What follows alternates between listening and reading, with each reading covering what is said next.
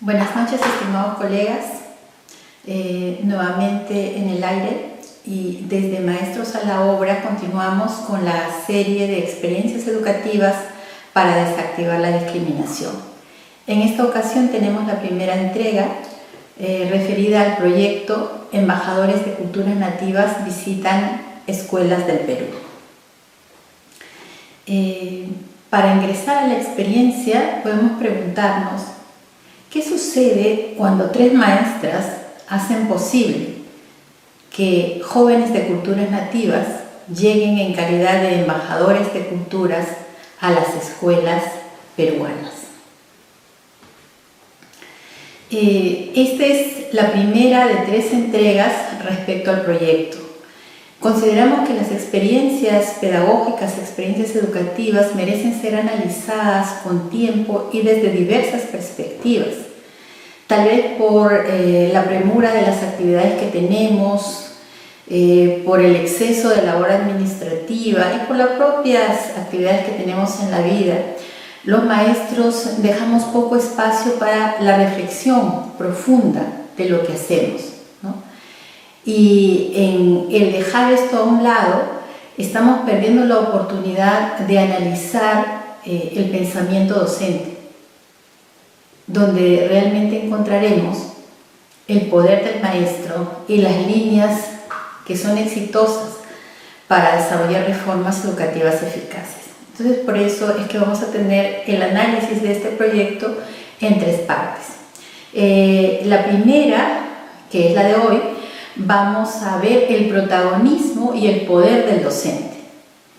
¿Okay? En una segunda entrega veremos el protagonismo y poder de los embajadores de las culturas nativas, estos jóvenes de nuestras distintas etnias. Y en la tercera entrega analizaremos el impacto de esta experiencia en la escuela a nivel de los docentes y estudiantes, pero también la proyección que tuvo y que puede seguir teniendo en la sociedad peruana.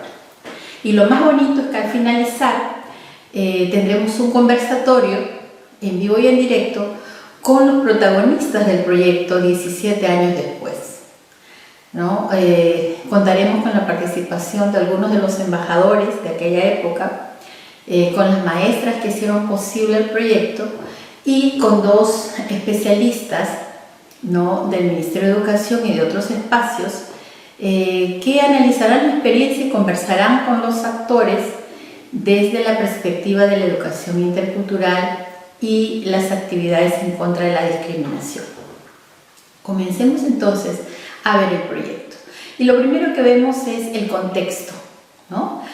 Porque la acción educativa siempre se da en un contexto, no es atemporal. Entonces, para este proyecto nos ubicamos en un país que tiene 77 etnias, ¿no? Nosotros somos 77 etnias en el país, 7 para el área andina y 70 en la Amazonía. ¿Qué significa esto? Significa una enorme riqueza humana y cultural. Es importante tener esta perspectiva, porque para muchos otros es un retraso, ¿no? Pero para nosotros es algo totalmente diferente. Bien, estos chicos van a las escuelas, ¿no? Tanto de su comunidad y después, pues cuando tienen que hacer secundaria y no hay escuelas en su comunidad, salen y están en otros fuera de su comunidad. Y también por el tema de migración los tenemos muchas veces en nuestras propias escuelas de las capitales, ¿no? En uno de los proyectos, en una de las visitas en Villa El Salvador, un alumno al llenar su ficha escribió: yo soy shipibo, y nunca lo había dicho. Bueno, ¿qué pasa con todos los saberes de esas etnias? ¿Están representados en el currículum? Nuestros alumnos, nosotros mismos, conocemos cuáles son esas etnias, cuál es su historia, cuál es su cosmovisión. Tenemos que aceptar simplemente que estas etnias y toda su cultura y su historia están absolutamente ausentes o infrarrepresentados en el currículo. ¿no? ¿Y cuál es el efecto de esto, ¿no? El que no estén presentes, pues es una forma de invisibilizarlos, ¿no? Y de fortalecer la discriminación, ¿no? Y alejar la conciencia de igualdad entre los peruanos, ¿no? En realidad todos perdemos cuando nos ignoramos. Bien, en este contexto de discriminación, y vamos a ver este lado, por supuesto no vamos a abordar todo el problema desde todas las aristas, ¿no? Porque el objetivo de este proyecto es muy específico y de la reflexión más específico aún. Sí tenemos que saber que nosotros trabajamos en contextos situados, brindamos un aprendizaje situado, por lo menos debemos brindar, ¿no? Y aquí nos situamos en un contexto de discriminación, ¿verdad? Es una discriminación no como teoría, no como concepto, no como qué dicen autores, es una discriminación que nosotros la vemos en el aula. En cuando a un alumno le hacen bullying por determinados asuntos, ¿no? Es una discriminación también que se da entre los mismos padres de familia, a veces puede llegar la discriminación hasta entre los mismos docentes o los directivos, ¿no? Y si salimos a la sociedad, pues lo que más vemos es discriminación por todos lados, ¿no? Por la forma de hablar, por la forma de vestir, que si quieres un trabajo tienes que tener tal presencia, etc. Bien, entonces en este contexto de discriminación está el maestro y tiene que enseñar o tiene que generar aprendizajes. Y entonces el maestro en un contexto como este no puede ser simplemente un técnico que viene a hablar de teorías y de conceptos y desarrollar capacidades, competencias de una manera meramente técnica, ¿no? El maestro definitivamente en un contexto de es pues un líder social. ¿Por qué? Porque nosotros creamos conciencia, creamos subjetividad, les enseñamos a la gente a pensar de una manera, a creer en ciertas cosas, a rechazar otras cosas, ¿no? Es obvio que no dominamos todo el escenario, hay otros factores que inciden, pero nosotros sí tenemos ese rol. Entonces creamos estas conciencias, ¿no? Fortalecemos unos comportamientos y desalentamos otros, ¿no? Etcétera. Entonces es importante entender que dentro de un contexto, ¿no? El maestro asume un rol. Y uno de los roles muy importantes es reconocernos como líderes sociales, ¿no? Todos los maestros somos líderes sociales. Y ya nuestra propia experiencia como país nos ha demostrado hasta dónde podemos influir con nuestro liderazgo. Entonces, cuando uno es maestro, líder social, se pregunta, y todos los maestros nos preguntamos qué hacemos en este escenario, ¿no? Es difícil quedarse, digamos, como espectador o a ver qué sucede. ¿Por qué? Porque nosotros nos enfrentamos a seres humanos, tenemos niños, niñas con rostros, con caras que nos dicen, etc. Y tenemos que dar una respuesta, ¿no? Como profesores, como profesionales. Entonces se nos ocurren diversos proyectos, ¿no? Y generamos proyectos, pero es importante detenernos no solo en el hecho de generar proyectos, sino que generamos proyectos con los recursos existentes, ¿verdad? O sea, sabemos que no vamos a recibir un financiamiento ni de 1.000, ni de 5.000, ni de 10.000 soles para hacer un proyecto, ¿no? O si no, tendríamos que concursar y concursar entre 500 para ver si por ahí conseguimos algo, ¿verdad? O sea, no la tenemos fácil los maestros, ¿no? Tenemos muchas ideas, muchas ganas, es más, son muy importantes y necesarios, pero los recursos son bastante escasos, a veces tenemos que poner nuestro propio bolsillo, ¿no? Y tenemos que en este contexto desarrollar competencias, ¿no? ¿Y cómo lo hacemos? ¿Cómo piensa el maestro? ¿Cómo se hacen las cosas en el aula? ¿Cómo es que hay tantos proyectos generados, elaborados? ¿Cómo es que hay tantas estrategias diseñadas? En realidad es a pulso por el docente, porque el docente lo que hace es capitalizar en un escenario de déficit, en un escenario de carencias. Uno empieza a activar todas las redes sociales que tiene, no el Facebook, sino El capital social, por ejemplo, mi primo es el que puede hacerme un spot radial en la radio porque trabaja ahí, mi compadre tiene su flota de combi porque es y puede hacer tal cosa, el otro, etcétera, etcétera, etcétera, ¿no? Entonces empezamos a activar distintos lazos, ¿no? Y eso se llama el capital social. Este capital social es muy importante, es absolutamente importante. Hay estudios económicos que hablan de que la mejora económica no se da solamente por incremento de divisas o qué sé yo, sino también por la cohesión social, la integración, la capacidad de trabajar en equipo, ¿no? Y de hacer alianzas. Y eso es algo que el maestro maneja muy bien, ¿no? Es un gran poder del docente y es con eso que se hacen muchas cosas, no necesariamente con dinero, ¿no? Este proyecto es una clara evidencia de esto. Lo otro que tiene el docente es un capital innovador. O sea, el maestro innova. En cualquier empresa, el capital más caro es el capital innovador, porque uno puede tener mucho dinero y no saber qué hacer con él, y el dinero va a desaparecer. Pero si tú eres una persona innovadora, capaz de generar soluciones, ¿no? Y puedes hacer crecer mucho el dinero, el capital.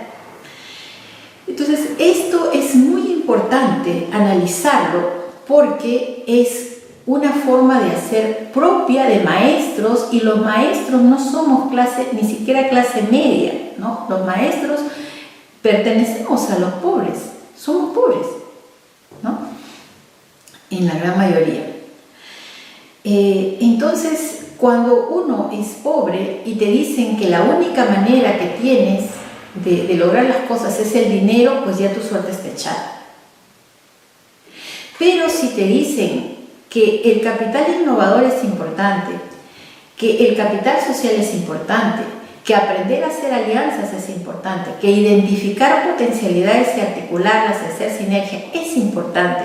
Y es más, si tú te das cuenta todo lo que has logrado con eso, empiezas a ver las cosas de otra manera. Esa manera de pensar es fundamental, ¿verdad? Porque si hay alguien que va a dirigir y no tiene esa idea, todo lo ve dinero y no hace nada si no hay dinero, ¿no? Ya podemos tener a congresistas o servidores públicos que decían, no, si bajan los sueldos, esto ya no es negocio, aquí todo el mundo se va a ir, ¿verdad? O el otro que dice, bueno, ¿quieres hacer proyectos? Sí, pero necesito 1, 2, 3, 4, 5, 6, 7, 8, 10 cosas, y si no hay, no se puede. Y en realidad no siempre es así, ¿no? Hay cosas que se pueden discutir, pero digamos, estoy tratando de hacer un foco, porque hay un objetivo al que quiero llegar en este análisis, ¿verdad? Eso es por un lado, pero por otro lado hay algo muy importante que es dinamizador, es dos cosas, ¿no? Que el maestro comprenda su misión, o sea, comprenda para qué es maestro. Comprenda el alcance de lo que significa ser maestro, ¿no? En las sociedades desarrolladas, en realidad, los maestros siempre están en el top del prestigio social.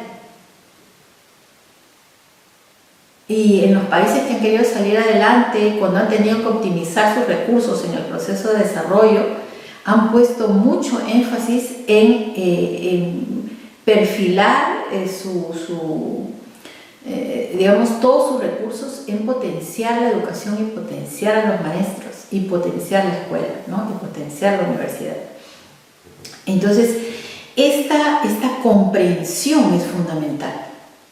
Entonces, no podemos reaccionar de una manera tan pasiva cuando sistemáticamente se quiere hacer creer al maestro que no es tan importante.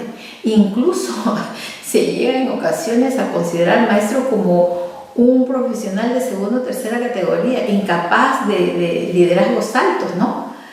Entonces, sí es importante, ¿no?, entender esto, Entender que cuando el maestro hace algo no solamente es un activista y quiere solucionar un problemita pequeño, no, hay todo esto detrás que en verdad es valioso y está ahí el poder del docente.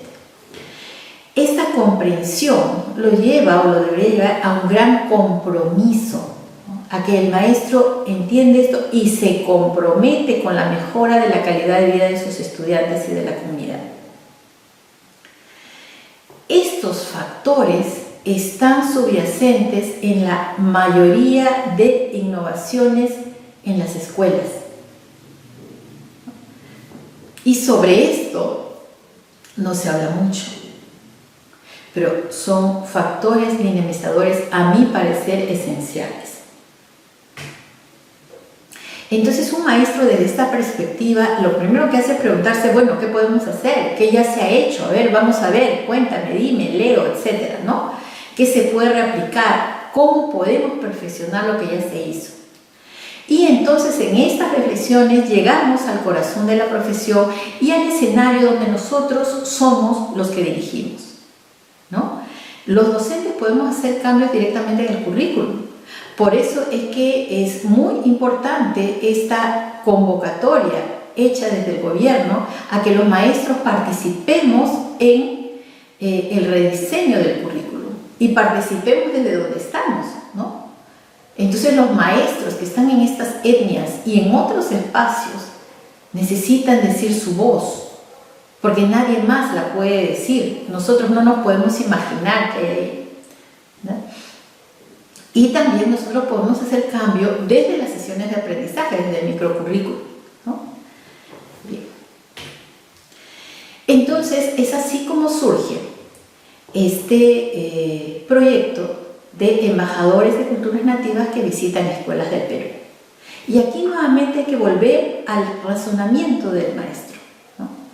Hay un problema de discriminación, hay un problema en que los peruanos no nos conocemos entre nosotros. Estamos en el 2004, hace 17 años, no había la enorme difusión sobre culturas, aún ahora hay poco, ¿no? No conocemos los Schwartz, quienes eran, ¿no? Los primeros pobladores del Perú eran Schwartz, en qué parte están ubicados, ¿no? Cuáles son sus costumbres, qué avances tecnológicos, etc. Entonces hay un desconocimiento, no pasa como en otros países donde hay muchas visitas de estudio y los chicos de alguna manera pueden ir a lugares, ¿no? Entonces no hay muchos documentales, etc. Bien, tenemos un problema y tenemos que a causa de eso en las escuelas muchos chicos migrantes sufren cierto acoso, ¿no? Y esos acosos generan violencia en las escuelas, etc. Entonces tenemos un problema de discriminación, un problema de desconocimiento. Pero el maestro ve entonces con ojos de maestro cómo solucionar, porque los maestros tenemos que solucionar muchas cosas, ¿no? Tengo un grupo de jóvenes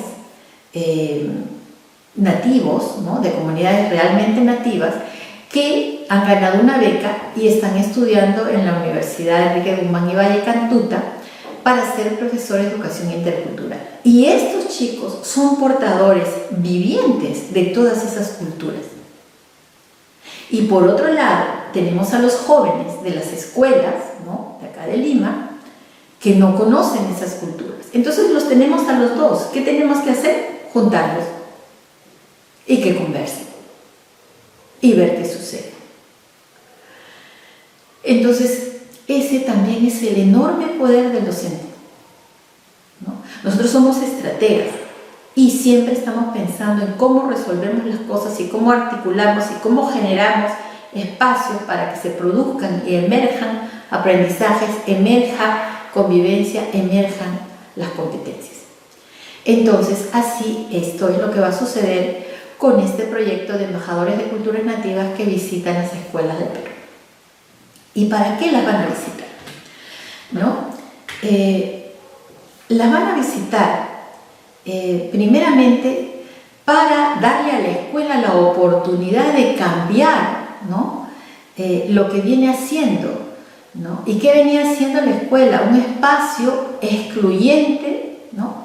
Discriminador, de todas las etnias que tenemos en el país. Y no solo de eso, pero bueno, estamos hablando de eso ahora.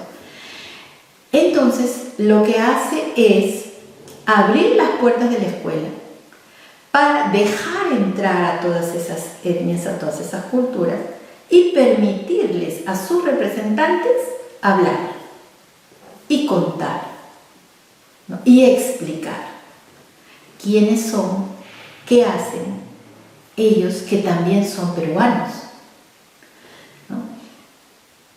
Entonces, este proyecto también implica entender este rol de la escuela como espacio para legitimar los distintos saberes, los distintos colectivos, las distintas voces.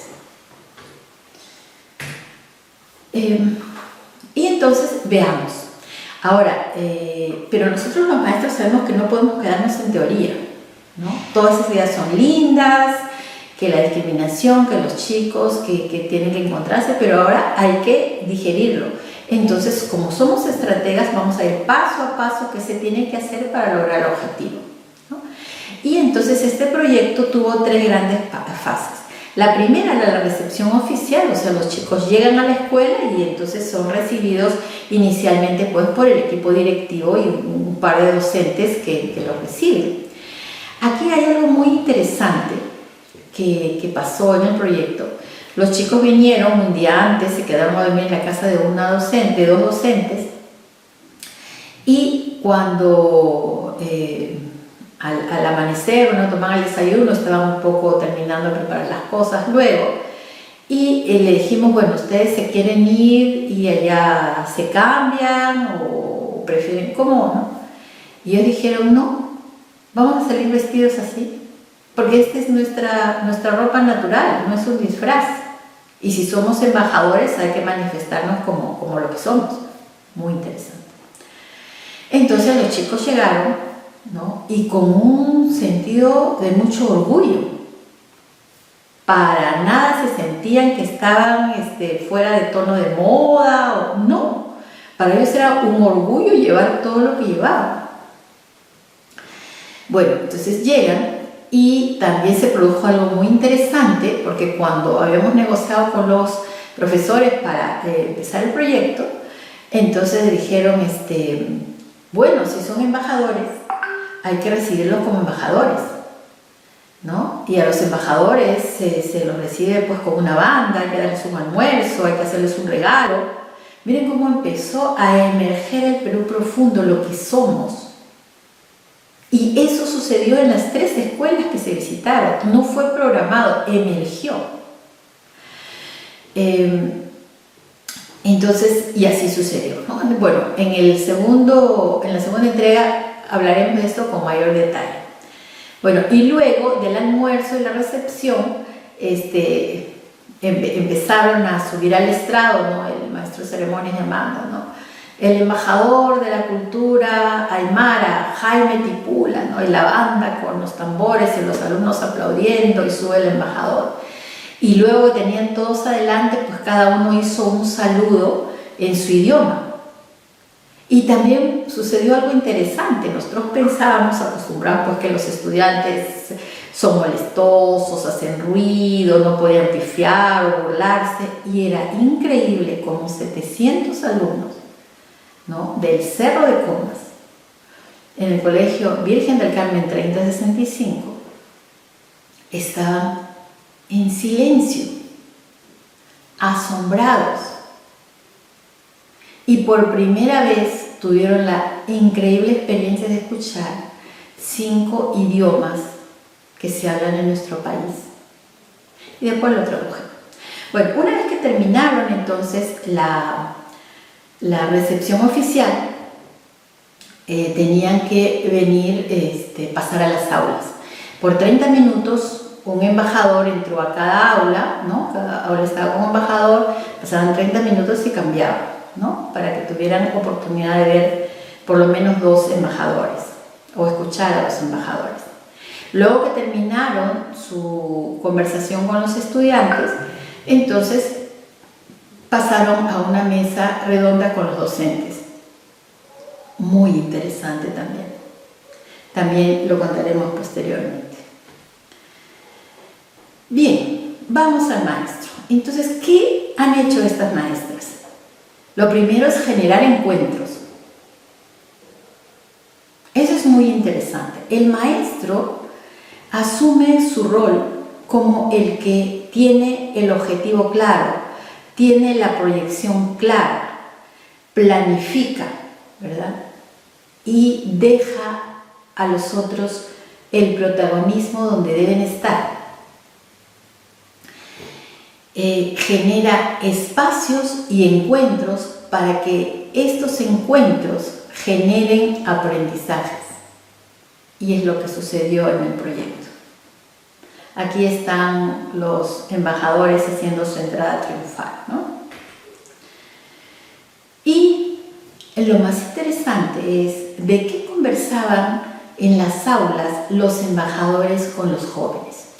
Esto también lo desarrollaremos en lo que se llama biografía de los embajadores en el siguiente encuentro, pero ahora vamos a hacer un resumen. Por ejemplo, los embajadores de la cultura aymara, que eran Senia Quecara y Jaime Tipula, de Puno, decían algunas de las cosas que decían.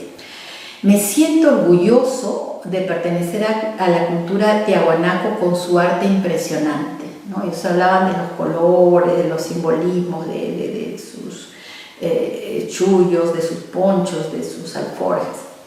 Me siento orgulloso de los paisajes de mi tierra. Me siento orgullosa de la maravillosa naturaleza. Allí puedes encontrar toda la medicina que necesitabas, ¿no? Realmente Senia sentía un amor muy interesante por la Pachamama y decía cómo las plantas están tristes porque ven a los hombres enfermos y ellas tienen la forma de curarlos, pero no saben cómo decirles para que se curen. Nuestra Madre Tierra, decía, nos da suficiente comida para tener buena salud, nos libera de la hambruna, ¿no? Y ellos tenían sus reglas sagradas, no voy a leer en aymara porque no sé pronunciar, no seas flojo, no seas ladrón, no seas mentiroso y no seas envidioso, son sus reglas de oro.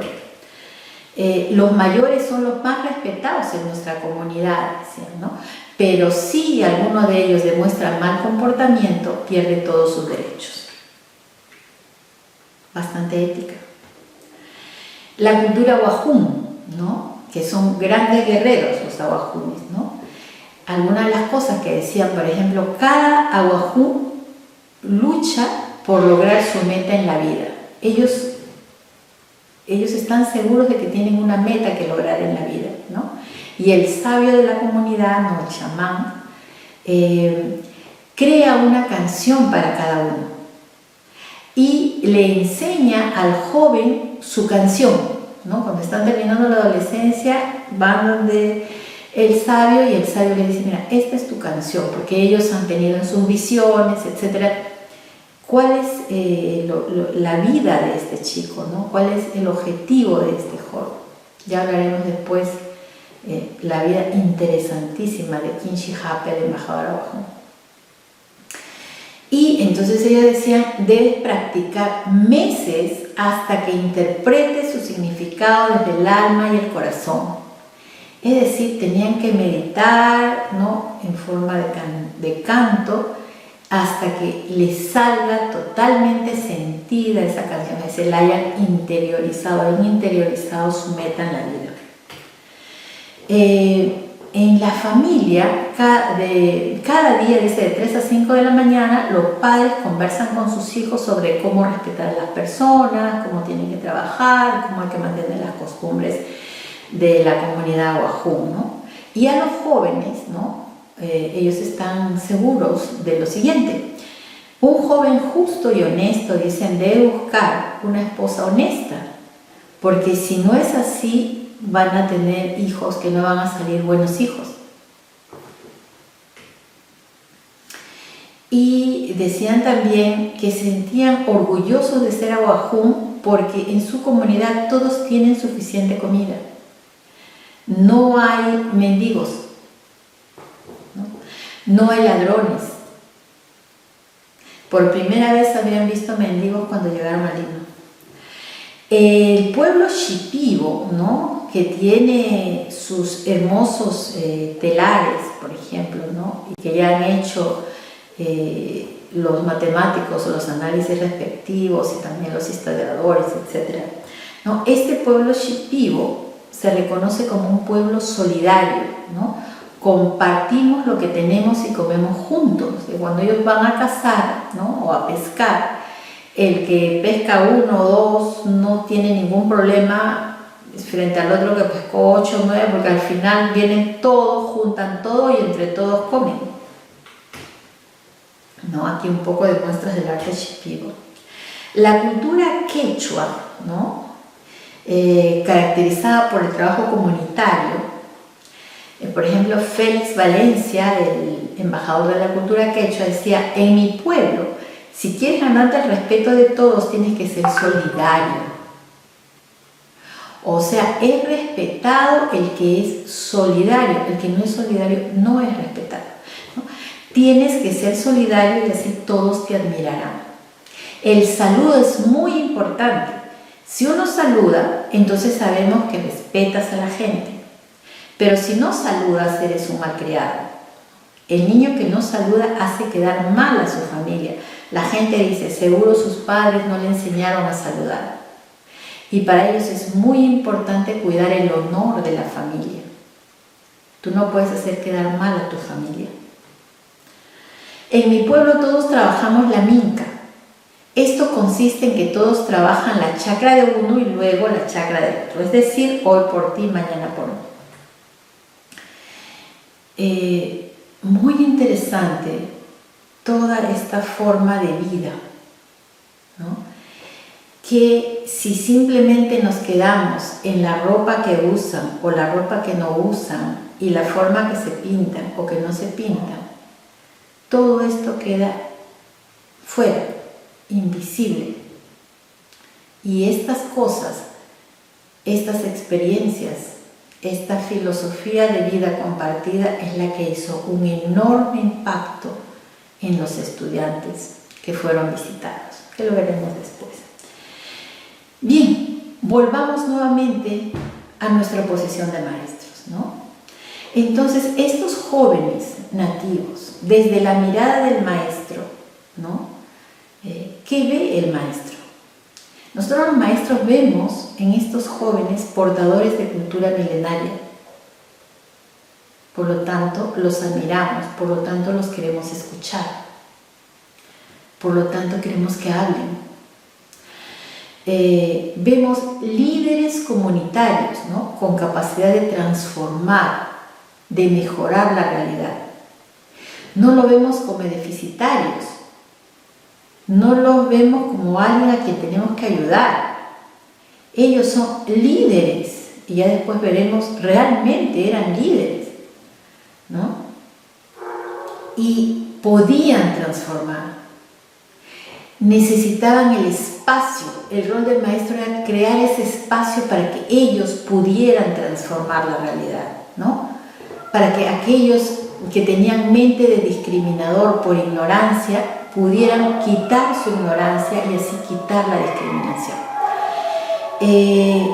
También nosotros confiamos en su poder para lograr mitigar la discriminación. O sea, teníamos la seguridad de que lo podían hacer, ¿no? No nos detuvimos en la limitación para el uso de su idioma castellano. Por ejemplo, uno de ellos, su vocabulario castellano era bastante corto, pero su idea, su fuerza, la veracidad de sus palabras era tan potente que no necesitaba hablar mucho para que uno entendiera, y no solo entendiera, sino se transformara, especialmente cuando hablaba con los docentes. No nos detuvimos en su vestimenta, ¿no? no los obligamos a ir con terno y corbata o según, no, los dejamos que ellos decidan cómo querían vestirse. Tampoco nos detuvimos en el déficit educativo. Nosotros los maestros sabemos perfectamente las diferencias que hay en nuestro país. No podemos hablar de que todos los estudiantes reciben la misma educación. Hay demasiadas limitaciones, especialmente en estas comunidades remotas. Pero no dijimos, uy, que ellos qué van a hacer, no pueden, porque no. No nos detuvimos tampoco en eso, ¿no? Muchos de ellos nunca habían salido de su comunidad. No conocían algunos ni siquiera la capital de su propio departamento. No dijimos, uy, ahora, pero estos chicos nunca han salido, no saben, no conocen. Y como no vimos eso y nos concentramos en lo otro emergió y generó aprendizajes, ¿no? Finalmente creo que entendimos nuestro rol también en este tipo de proyectos, articular, ¿no? Ver dónde están, el maestro mira dónde están las potencialidades, ¿no? ¿Qué puedo utilizar? ¿Qué me sirve? ¿Cómo integro los recursos para lograr los aprendizajes, ¿no? Nuestro rol era planificar, coordinar, apoyar, dar soporte a estos jóvenes, que también es algo que veremos después, ¿no? Crear sinergia y arriesgar. Este proyecto se generó básicamente por la frase y la convicción de una de las maestras, porque habíamos tocado puertas para ver quién nos podía dar algún tipo de financiamiento y no lo conseguimos. A todo el mundo le parecía fantástico, ¿no? Pero tenías que presentar el proyecto en determinado formato, pero no sabías cómo hacer tal cosa, pero. Y todos decían, qué bonito hazlo, ¿no? Y nos habíamos desanimado y una dijo, pero ¿cómo es posible que esta idea es muy buena? ¿Y cómo es posible que una idea tan buena no se haga solo por falta de dinero? ¿Y no lo podemos hacer nosotras? Y efectivamente nos miramos las tres y dijimos, sí lo podemos hacer. Y lo hicimos. También otra cosa importante en la mente de maestro es que nosotros hemos ido entendiendo poco a poco que nuestro rol no es estar de estrella. Nuestro rol es detrás de cámaras, ¿no? Entonces no tenemos que saberlo todo, no podemos saberlo todo, pero tenemos que tener pensamiento estratégico, hacemos el análisis del contexto, vemos cuál es el objetivo, vemos dónde está la sinergia, ponemos al que sabe a hablar, a hacer. Nosotros no tenemos que dirigir todo, ni saberlo todo, ni explicarlo todo. Ellos saben, ellos pueden, que lo hagan. Y nosotros siempre dando apoyo, siempre dando soporte, ¿no? Entonces tenemos que tener pensamiento estratégico y mucho contacto con la realidad. Soñar pero con los pies en la tierra, como alguien muy importante decía.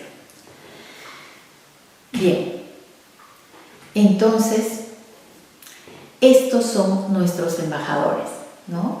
Rafael Torino, embajador de la cultura Wajún, junto con Lucy Numa. Kim Chehab, embajador de la cultura Awajún, ahora es docente de una universidad pública. Los otros dos son maestros.